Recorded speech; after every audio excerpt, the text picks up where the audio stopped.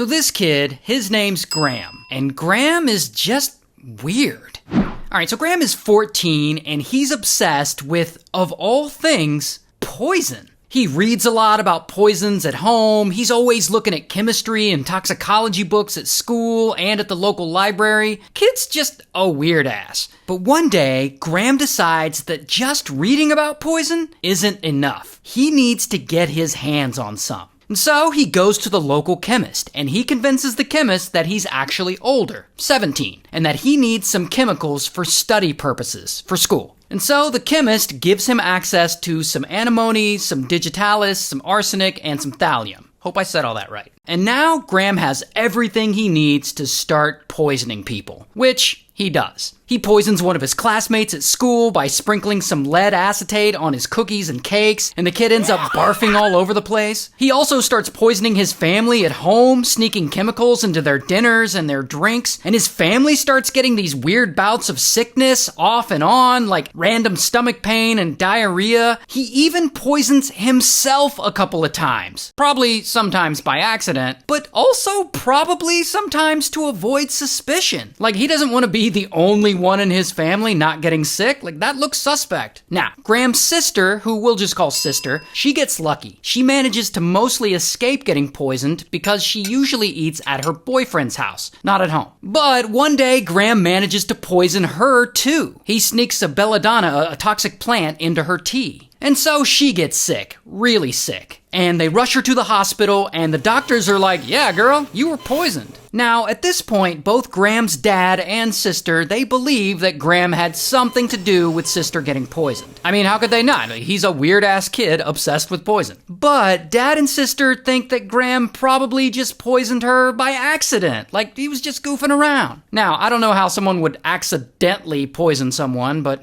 okay. Anyway, then, a few months later, Graham's stepmom gets really sick, because he's been poisoning her with antimony and eventually thallium. So they rush her to the hospital, and later that night, stepmom dies. This weird-ass kid just unalived his own stepmom. And because her death is kind of sudden and mysterious, doctors have no idea that she was poisoned. They assume she died from a prolapsed cervical disc from a bus accident she got into a while back. I mean, this all went down in the 60s, so I guess the practice of medicine just wasn't where it is now. Anyway, meanwhile, Graham has been poisoning his dad this whole time too. And so then Dad, he gets extremely sick, and then he gets put in the hospital. Now at this point, some people are getting suspicious about Graham. Particularly his science teacher at school. So science teacher goes and he searches Graham's school desk one day, and bam, he finds bottles of poison and notes about other infamous poisoners. And so he reports this to the headmaster of the school, and they get in touch with the family doctor, and they all agree that they gotta go call the police because Graham is obviously up to some shady shit. And so police, they go arrest him, and he admits to poisoning his father, his sister, and his classmate. And so at 14 years old, he gets admitted to Broadmoor, a psychiatric hospital, and he's one of the youngest patients to ever be admitted there. So, congratulations?